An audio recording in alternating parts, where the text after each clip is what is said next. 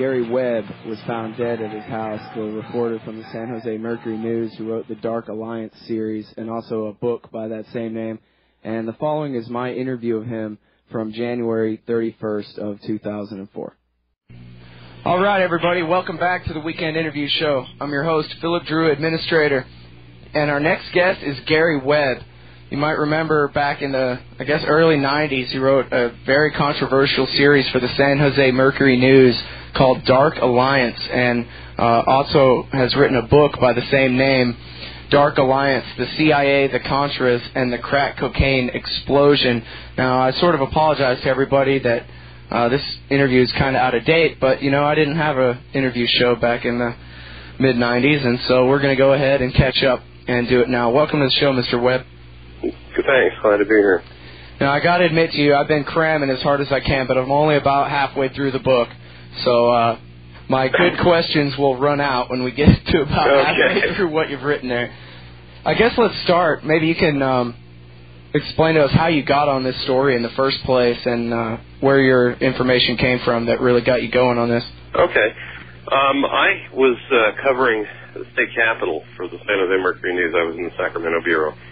And I have been covering essentially the war on drugs, which, one of those great wars we've all forgotten about now that we have the war on terrorism. So, and I was covering it from the aspect of what this war on drugs is doing to our civil liberties and what it's doing to, innocent people. And I had written a series of stories about asset forfeitures, which is that little program where if they think you're a drug dealer, you can lose your house and you can lose your clothes and your car and your bank accounts, basically because they think you're a drug dealer and you have to go to court and prove that you're not, which I thought was kind of bizarre. So I did a series on that. And as a result of that series and some follow-ups that I had written, a woman in Oakland called me and said, my boyfriend is in a similar situation. He's been in jail for 3 years. He's never been brought to trial. The government's taken all of his money and all of his cash.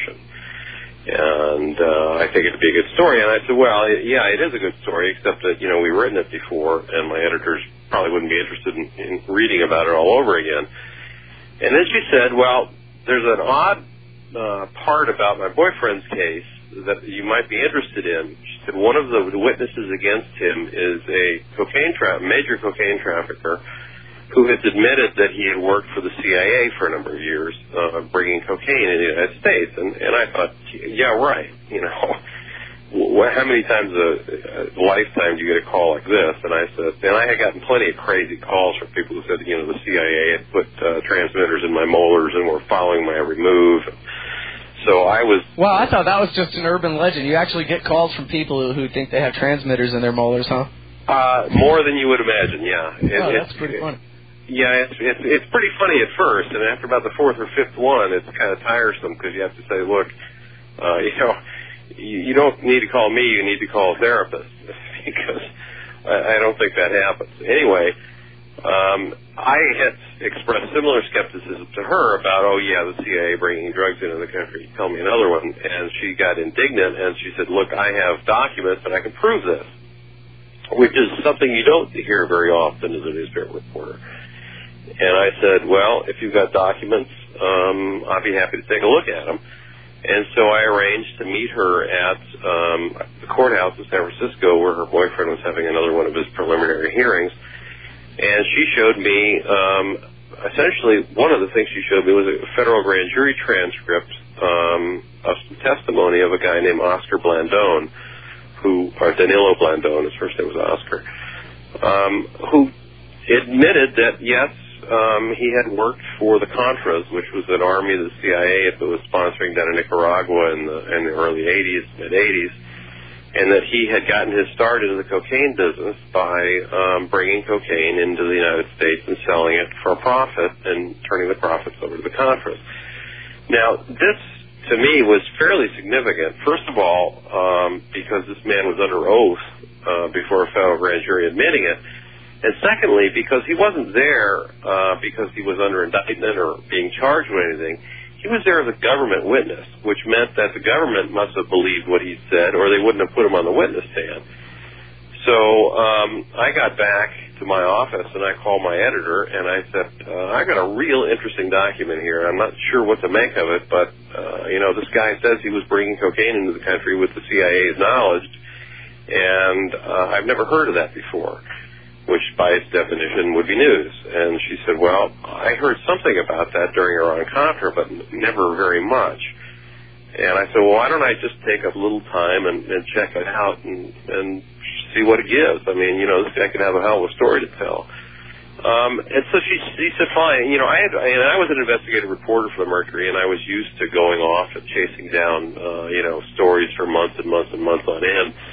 So it wasn't a big request to ask for some time to go check this out.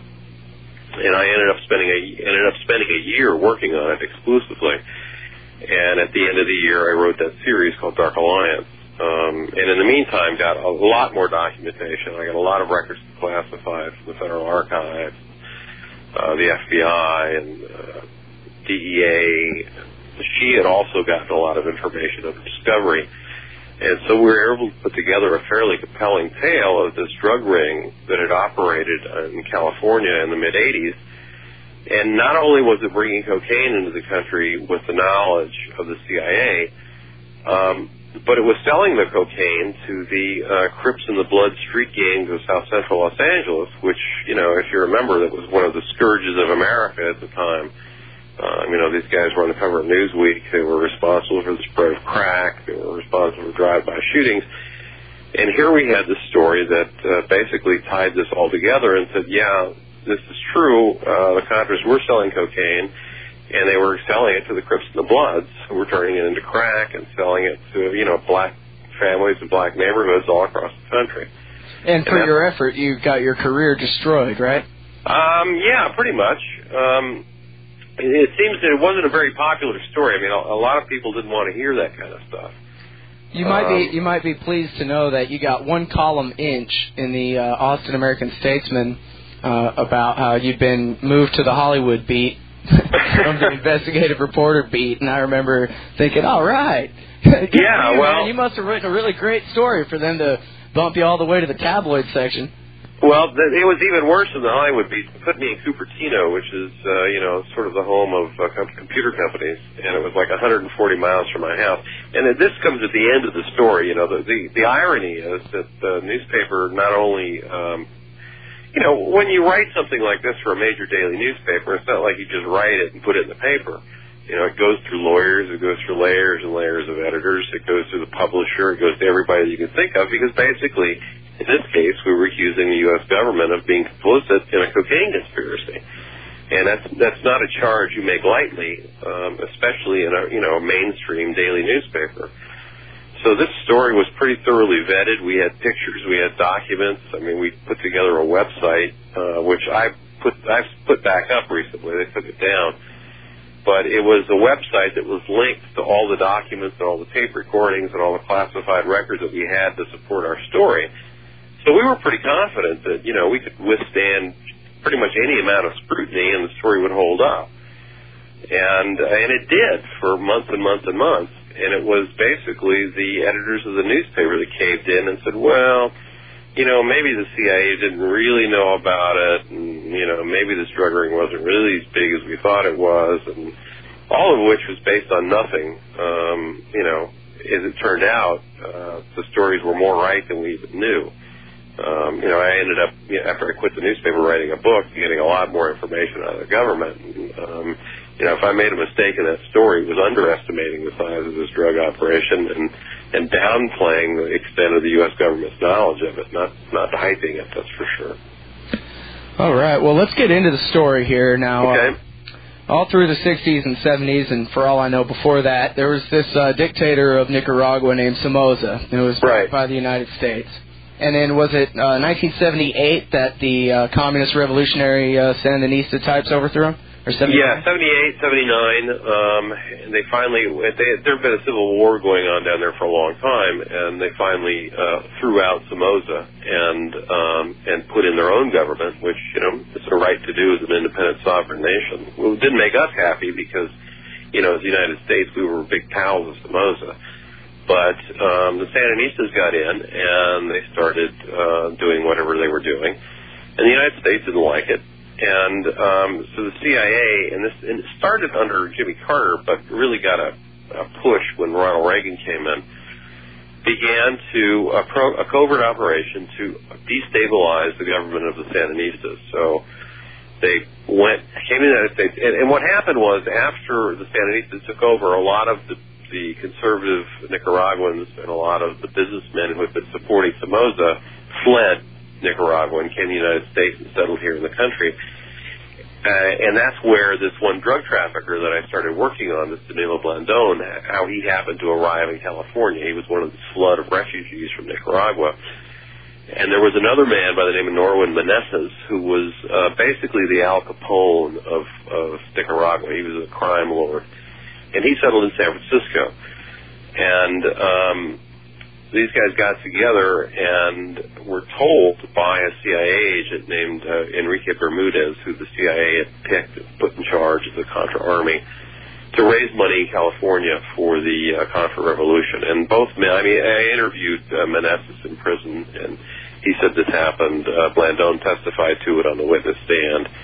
And the CIA has also acknowledged that this meeting happened.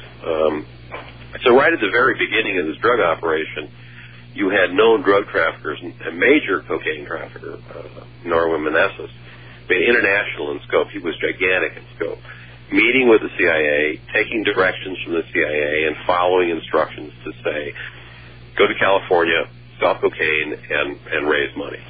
Is there proof that the CIA already knew that this guy was a dope smuggler? Yes, the CIA not only knew it, the FBI knew it, and the DEA knew it. I found CIA cables all the way back to the early 80s in which they said that, he's moving cocaine here, he's moving cocaine there. The DEA had files on him that went back, I believe, to the early 70s. He was a pioneer, really, when it came to international cocaine trafficking. He was dealing with the Peruvians, the Colombians, long before the cartels got started. So, and then he was an arms dealer, he was a murderer, he was a hitman, he was just about everything you could think of. So he was pretty dirty by the time the CIA picked him up and said, look, we need some help in financing this war, because the American public wasn't too keen on overthrowing a government that had just installed itself into power, particularly since Nicaragua had really no strategic importance to this country. When I was researching the book, I found a very funny exchange in a congressional hearing where, I can't remember, I think it was Alphonse D'Amato or somebody was asking the Undersecretary of State for Central American Affairs, what would happen if suddenly Nicaragua was given over to the communists? What would be the danger to the United States? And she said, frankly, well, I can't think of anything. So here you had this revolution in this foreign country that meant nothing to us, but it angered the CIA and it angered the Reagan administration, who was afraid that they were going to have, another Cuba in their backyard. And so they authorized the CIA to secretly overthrow the government. The problem was, it takes a lot of money to run a war, and the only thing the Reagan administration had authorized was $19 million, and you can't fight any kind of war these days for $19 million, so they had to turn to other sources of income to finance this thing. And the source they turned to was cocaine. And the CIA knew that this guy Meneses was the head of this drug ring all along? Through the early 80s? Oh, yeah. Not only that, they knew he was the head of a drug ring in Nicaragua even before the revolution. And so did the DEA, and so did the FBI. And I got DEA and FBI cables and reports and 302s to show this. So but they couldn't argue that, well, we knew that he used to be a dope dealer, but we didn't think he was still a dope dealer. No, not only did he used to be a dope dealer, he continued to be a dope dealer during the entire time he was working for the CIA. And then when the CIA didn't need him anymore, he became an informant for the DEA in Central America and worked for them and continued to sell dope until he was arrested in 1991. So he never took a break. It was continuous from the early 70s to the late 90s, and for all I know, he's back down there selling dope again. So no, they can't make the argument that they didn't know who he was. The other point in that And, you know, that was argued at the time, that, well, we really didn't realize who we were dealing with. Meneses' brother was a guy named Edmundo Meneses, who was the chief of police of Managua.